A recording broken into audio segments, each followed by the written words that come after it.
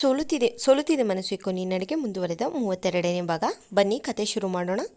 ಶ್ಯಾಮ್ ಫೈಲನ್ನು ಅವರ ಕೈಗೆ ಇಡುತ್ತಾ ಪೆನ್ ಸಹ ಕೊಟ್ಟು, ಮ್ಯಾಮ್ ಆ್ಯಂಡ್ ಸರ್, ಟೈಮ್ ಇಲ್ಲ, ಬೇಗ ಸೈನ್ ಮಾಡಿ ಎಂದು ಅವಸರ ಮಾಡಲು ಸಮಯ್ ಇದು ಯಾವ ಫೈಲ್ ಎಂದು ವಿಚಾರಿಸಿದನಾದರೂ ಶ್ಯಾಮ್ ಅವನ ಪ್ರಶ್ನೆಗೆ ಉತ್ತರ ಕೊಡದೆ, ನೋಡಿ ಸರ್, ಈ ಫೈಲ್ ತುಂಬ ಇಂಪಾರ್ಟೆಂಟ್ ಫೈಲ್ ಸರ್, ನೀವು ಏನೂ ತೊಂದರೆ ತೆಗೆದುಕೊಳ್ಳಬೇಡಿ. ಇದನ್ನು ನೀವು ಮದುವೆಯಾದ ನಂತರ ನೀಟಾಗಿ ಇಬ್ಬರು ಕುಳಿತುಕೊಂಡು ಏನಿದೆ ಎಂದು ಓದಿ ತಿಳಿದುಕೊಳ್ಳಬಹುದು. ಈಗ ಸೈನ್ ಹಾಕಿ ಸರ್ ಎಂದು ಹೇಳಲು ಸಮಯ್ ಮತ್ತೆ ಮರುಪ್ರಶ್ನೆ ಮಾಡದೆ ಫೈಲ್ ತೆಗೆದುಕೊಂಡು ಶ್ಯಾಮ್ ಹೇಳಿದ ಜಾಗದಲ್ಲಿ ಎಲ್ಲ ಸೈನ್ ಮಾಡುತ್ತಾನೆ.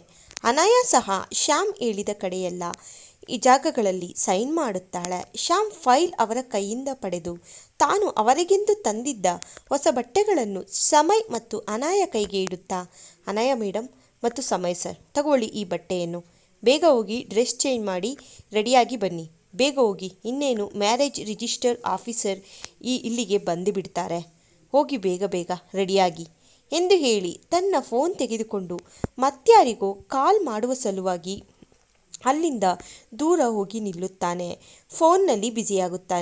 ಫೋನ್ನಲ್ಲಿ ಬ್ಯುಸಿಯಾಗಿ ಮಾತನಾಡುತ್ತಾ ಇದ್ದುದನ್ನು ನೋಡಿದ ಈ ಶ್ಯಾಮ್ ಕೊಟ್ಟ ಬಟ್ಟೆಗಳನ್ನು ನೋಡುತ್ತಾ ಸುಮ್ಮನೆ ನಿಂತಿದ್ದವರನ್ನು ಎಚ್ಚರಿಸಿದ್ದು ಸಮಯ್ನ ತಂದೆ ತಾಯಿ.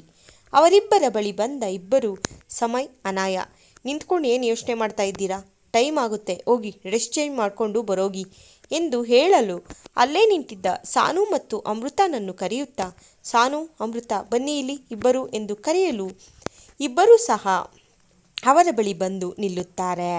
ಸಾನು, ಹೋಗಮ್ಮ, ನೀನತ್ಕೆನ ಕರ್ಕೊಂಡು ಹೋಗಿ ಸೀರೆ ಉಡಿಸ್ಕೊಂಡು ಒಡವೆ ಎಲ್ಲ ಹಾಕಿ ಮೇಕಪ್ ಎಲ್ಲ ಮಾಡಿ ರೆಡಿ ಮಾಡಿಕೊಂಡು ಕರ್ಕೊಂಡು ಬನ್ನಿ, ಆಯಿತಾ. ಅಮೃತ, ನೀನು ಹೋಗಮ್ಮ ಇಬ್ಬರು ಎನ್ನಲು ಸಾನು ಮತ್ತು ಅಮೃತ ಅನಯಾನ ಕೈಯನ್ನು ಹಿಡಿದು ಎಲ್ಲಿ ಬಟ್ಟೆ ಬದಲಾಯಿಸುವುದು ಎಂದು ತಿಳಿಯದೆ ಸುತ್ತಮುತ್ತ ನೋಡುತ್ತಾ ನಿಂತಿರುತ್ತಾರೆ.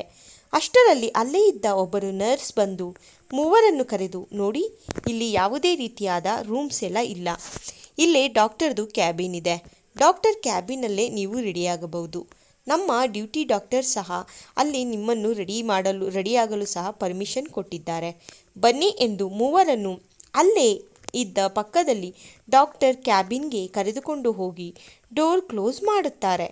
ಒಳಗೆ ಬಂದ ಸಾನು ಮತ್ತು ಅನಾಯ ಮತ್ತು ಅಮೃತ ಅನಾಯನ ಕೈಯಲ್ಲಿ ಇದ್ದ ಒಡವೆ ಮತ್ತು ಮೇಕಪ್ ಐಟಮ್ಸ್ ಮತ್ತು ಬಟ್ಟೆ ಬ್ಯಾಗ್ಗಳನ್ನು ತನ್ನ ಕೈಗೆ ತೆಗೆದುಕೊಳ್ಳುತ್ತಾ ಅನಾಯನ ಮುಖವನ್ನು ನೋಡಿ, ಅನು, ಏನಾಗ್ತಾ ಇದೆ ಇಲ್ಲಿ, ನನಗಂತೂ ಒಂದು ಅರ್ಥ ಆಗ್ತಾ ಇಲ್ಲ ಕಣೆ, ಡ್ಯಾಡ್ ಸಮಯ್ ಜೊತೆ ನೀನು ಮದುವೆ ಮಾಡ್ತಾ ಇದ್ದಾರೆ, ಅದು ಇದ್ದಕ್ಕಿದ್ದಂಗೆ ಸಡನ್ ನಿರ್ಧಾರ ಬೇರೆ ಮಾಡಿದ್ದಾರೆ, ಓಕೆ ಆಯಿತಾ, ನನಗೂ ಸಮಯ್ ಅಂದರೆ ಇಷ್ಟನೇ, ಅವರು ನಿನ್ನನ್ನು ತುಂಬ ಚೆನ್ನಾಗಿ ನೋಡ್ಕೊತಾರೆ, ಆದರೂ ಇಷ್ಟು ಬೇಗ ನಿಂತ ಜಾಗದಲ್ಲೇ ಮದುವೆ ಯಾಕೆ ಮಾಡಿಸ್ತಾ ಇದ್ದಾರೆ, ಅದು ಮಾತ್ರ ತಿಳಿತಾನೇ ಇಲ್ಲ ಅನಾಯ ಎಂದು ಹೇಳುತ್ತಾಳೆ.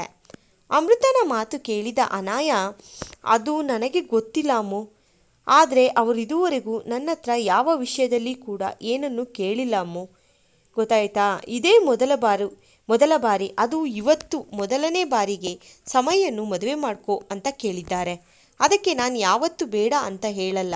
ಮತ್ತೊಂದು ವಿಷಯ ಏನು ಗೊತ್ತಾ, ಅಂಕಲ್ಗೆ ಯಾವುದೋ ಒಂದು ವಿಷಯ ಗೊತ್ತಾಗಿದೆ, ಏನು ಅಂತ ಮಾತ್ರ ನನ್ನ ಹತ್ರ ಹೇಳ್ತಾ ಇಲ್ಲ, ಹೋಗ್ಲಿ ಬಿಡು, ಅಂಕಲ್ ಹುಷಾರಾಗಿದ್ದ ಮೇಲೆ ಅವರೇ ಹೇಳ್ತಾರೆ, ಸರಿ, ಬೇಗ ನನ್ನನ್ನು ರೆಡಿ ಮಾಡು, ಟೈಮ್ ಆಗತ್ತೆ ಎಂದು ಹೇಳುತ್ತಾಳೆ. ಅನಯ ಮತ್ತು ಅಮೃತನ ಮಾತನ್ನು ಕೇಳುತ್ತಿದ್ದ ಸಾನ್ವಿ, ಎಲೋ, ಸ್ವಲ್ಪ ಸುಮ್ಮನಿರ್ತೀರ ಇಬ್ಬರು, ಇದೆಲ್ಲ ಆಮೇಲೆ ಮಾತನಾಡಿದ್ರೆ ಆಯಿತು, ಈಗ ಬೇಗ ಅನಯನನ್ನು ರೆಡಿ ಮಾಡಬೇಕು, ಅಮ್ಮು ಬಾ ರೆಡಿ ಮಾಡೋಣ ಎಂದು ತನ್ನ ನಾಲಿಗೆಯನ್ನು ಕಚ್ಚಿಕೊಂಡು, ಓಹ್ ಸಾರಿ, ಅನಾಯ ಅಲ್ಲ ಅತ್ತಿಗೆ, ಇನ್ಮೇಲೆ ಆ ಥರನೇ ಕರೆಯಬೇಕು ತಾನೇ ಎಂದು ಹೇಳಿ ಮತ್ತೆ, ನಿಜ ಹೇಳಿ, ಸಾರಿ, ನಿಮ್ಮ ಅಂಕಲ್ಗೆ ಆಕ್ಸಿಡೆಂಟ್ ಆಗಿದೆ, ಆದ್ದರಿಂದ ನಿಮ್ಮಿಬ್ಬರಿಗೆ ತುಂಬ ಬೇಜಾರಾಗಿದೆ, ದುಃಖ ಕೂಡ ಇದೆ ಅಂತ ನನಗೆ ಗೊತ್ತು, ಆದರೂ ನನಗೆ ಇವತ್ತು ತುಂಬ ಖುಷಿ ಆಗ್ತಿದೆ, ಯಾಕೆ ಗೊತ್ತಾ, ನನ್ನ ಬೆಸ್ಟ್ ಫ್ರೆಂಡ್ ಅನಾಯ ನನ್ನ ಅಣ್ಣನ ಮದುವೆ ಆಗ್ತಾ ಇದ್ದಾಳೆ ಎಂದು ಖುಷಿಯಿಂದ ಹೇಳುತ್ತಾಳೆ.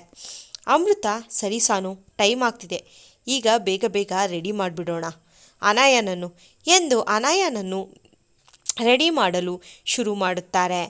ಅವಳನ್ನು ಅಲ್ಲಿಯೇ ನಿಲ್ಲಿಸಿ ಅವಳು ತೊಟ್ಟಿದ್ದ ಡ್ರೆಸ್ಸನ್ನು ಚೇಂಜ್ ಮಾಡಿ ಬೇರೆ ಸೀರೆ ಹಾಕಲು ಶುರು ಮಾಡುತ್ತಾರೆ. ಇತ್ತ ಸಮಯನ್ನು ರೆಡಿ ಮಾಡುವ ಸಲುವಾಗಿ ತನ್ಮಯ್ ಅಲ್ಲೇ ಕಾರಿಡಾರ್ ಪಕ್ಕ ಯಾರು ಈ ಓಡಾಡದ ಸ್ಥಳ ನೋಡಿ ಕರೆದುಕೊಂಡು ಹೋಗುತ್ತಾನೆ.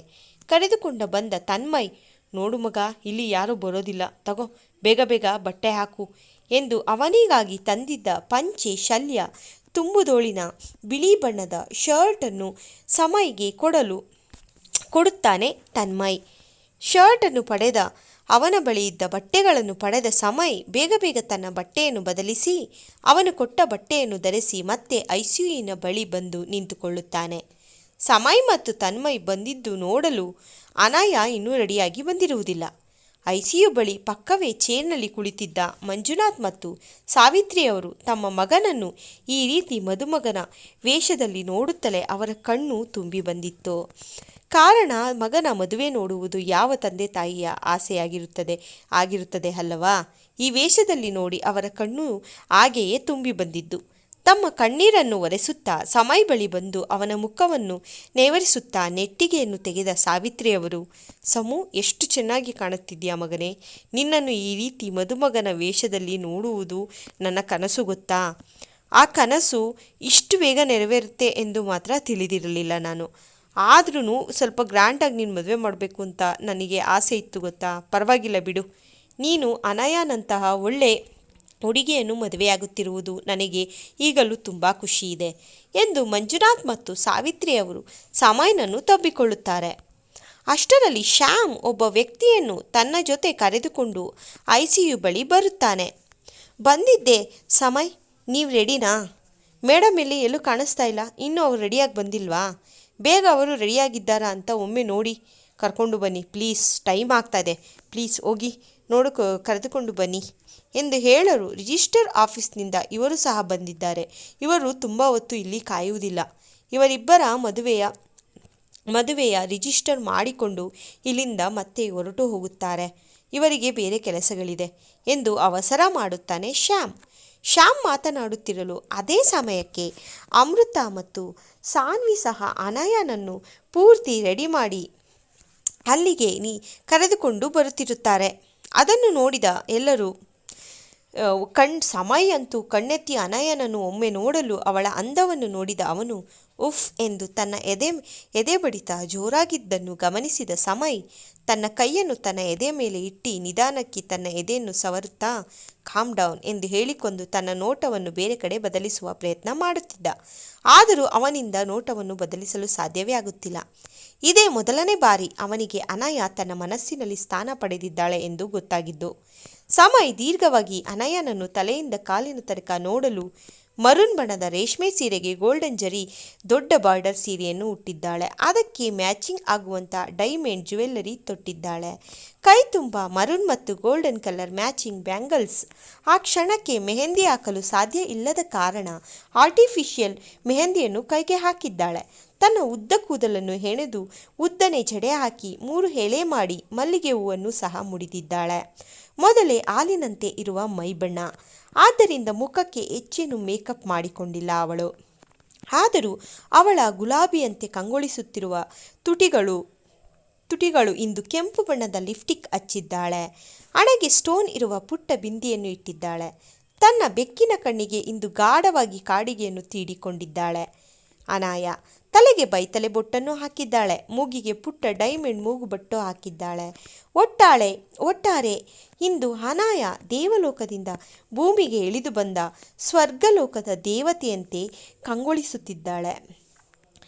ಅವಳನ್ನು ನೋಡಿದ ಸಮಯ್ ಒಂದು ಕ್ಷಣ ಕಣ್ಣು ಅವಳಿಂದ ಅತ್ತ ಇತ್ತ ಹೊರಳಿಸಲು ಸಾಧ್ಯವಾಗುತ್ತಿಲ್ಲ ಅವನಿಗೆ. ಅವಳ ಸೌಂದರ್ಯವನ್ನು ಕಣ್ಣು ತುಂಬಿಕೊಂಡು ನಿಂತಿದ್ದ ಸಮಯ್ ಕಳೆದೇ ಹೋಗಿದ್ದ. ಇಹದ ಪರಿವೇ ಇಲ್ಲದಂತೆ ಸುಮ್ಮನೆ ಬಿಟ್ಟ ಬಾಯಿ ಬಿಟ್ಟಂತೆ ಆಶ್ಚರ್ಯಕರವಾಗಿ ನೋಡುತ್ತಾ ಉಳಿದು ಬಿಟ್ಟ. ಸಾವಿತ್ರಿಯವರು ಮಾತ್ರ ಅನಯನನ್ನು ನೋಡಿ ಅವರ ಮನಸ್ಸು ಆನಂದದಿಂದ ತುಂಬಿ ಬಂದಿತ್ತು. ಏಕೆಂದರೆ ತನ್ನ ಮಗನಿಗೆ ಇಂಥ ಶ್ರೀಮಂತ ಮನೆಯ ಸರ್ವಗುಣ ಸಂಪನ್ನ ಹೆಣ್ಣು, ಇಷ್ಟು ಸುಂದರವಾದ ಹೆಣ್ಣು ಸಿಗಬಹುದು ಎಂದು ಕನಸಿನಲ್ಲೂ ಸಹ ಯೋಚಿಸಿರಲಿಲ್ಲ ಅವರು. ನೋಡಲು ಸ್ವರ್ಗಲೋಕದ ಅಪ್ಸರೆಯಂತೆ ಕಾಣುತ್ತಿದ್ದ ಅನಯನ ಬಳಿ ಬಂದ ಅವರು ಅವಳ ಕಣ್ಣಿನಿಂದ ಕಾಡಿಗೆಯನ್ನು ತೆಗೆದುಕೊಂಡು ಗಲ್ಲದ ಬಲಭಾಗಕ್ಕೆ ಇಡುತ್ತಾರೆ.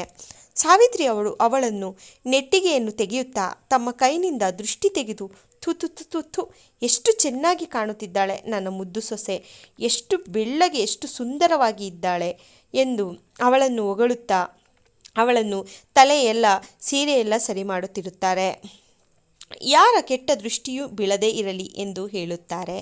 ಅಷ್ಟರಲ್ಲಿ ಶ್ಯಾಮ್ ಮುಂದೆ ಬಂದು ಅನಯ ಮತ್ತು ಸಮಯ್ ಬನ್ನಿ ಬೇಗ ಒಳಗೆ ಟೈಮ್ ಆಗ್ತಿದೆ ಎಂದು ಇಬ್ಬರ ಕೈ ಹಿಡಿದು ICU ಡೋರ್ ಓಪನ್ ಮಾಡಿ ಒಳಗೆ ಕರೆದುಕೊಂಡು ಹೋಗುತ್ತಾನೆ ಶ್ಯಾಮ್.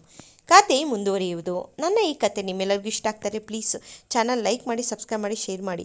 ಏನು ಗೊತ್ತಾ ಫ್ರೆಂಡ್ಸ್, ನನ್ನ ಮಗನಿಗೆ ಹುಷಾರಿಲ್ಲ, ಅದರಿಂದ ಎಲ್ಲ ವಿಡಿಯೋ ಮಾಡೋಕ್ಕಾಗ್ತಾಯಿಲ್ಲ. ನನ್ನ ಕೈಲಾದಷ್ಟು ಮಾಡ್ತೀನಿ, ಓಕೆ. ಆದರೆ ಏನು ಗೊತ್ತಾ, ಪ್ಲೀಸ್ ನಾನು ಇಷ್ಟು ಕಷ್ಟಪಟ್ಟು ವಿಡಿಯೋ ಮಾಡ್ತೀನಿ, ಟೈಮ್ ಇಲ್ಲದೆ ಇದ್ರೂ ಟೈಮ್ ಕೂಡಿಸ್ಕೊಂಡು ಮಾಡ್ತೀನಿ. ಪ್ಲೀಸ್ ಸಬ್ಸ್ಕ್ರೈಬ್ ಆಗಿ ಆಯಿತಾ. ಸಬ್ಸ್ಕ್ರೈಬ್ ಯಾಕೆ ಆಗ್ತಾಯಿಲ್ಲ ನೀವು? ನಾನು ಮಿಸ್ ಮಾಡ್ದಂಗೆ 2 ಡೇಸ್ 3 ಡೇಸ್ಗಂತೂ ವಿಡಿಯೋ ಹಾಕೇ ಹಾಕ್ತೀನಿ ಆಯಿತಾ. ವಾರಗಟ್ಟಲೆ 10 ಡೇಸ್ ಎಲ್ಲ ನಾನು ಯಾವತ್ತೂ ಲೇಟ್ ಮಾಡಿಲ್ಲ ಫ್ರೆಂಡ್ಸ್. ಪ್ಲೀಸ್ ಸಬ್ಸ್ಕ್ರೈಬ್ ಮಾಡ್ಕೊಳ್ಳಿ ಆಯಿತಾ. ಕಮೆಂಟ್ ಮೂಲಕ ತಿಳಿಸಿ ನನಗೆ ಆಯಿತಾ. ಪ್ಲೀಸ್ ಹೆಲ್ಪ್ ಮಾಡಿ ಆಯಿತಾ ಪ್ಲೀಸ್.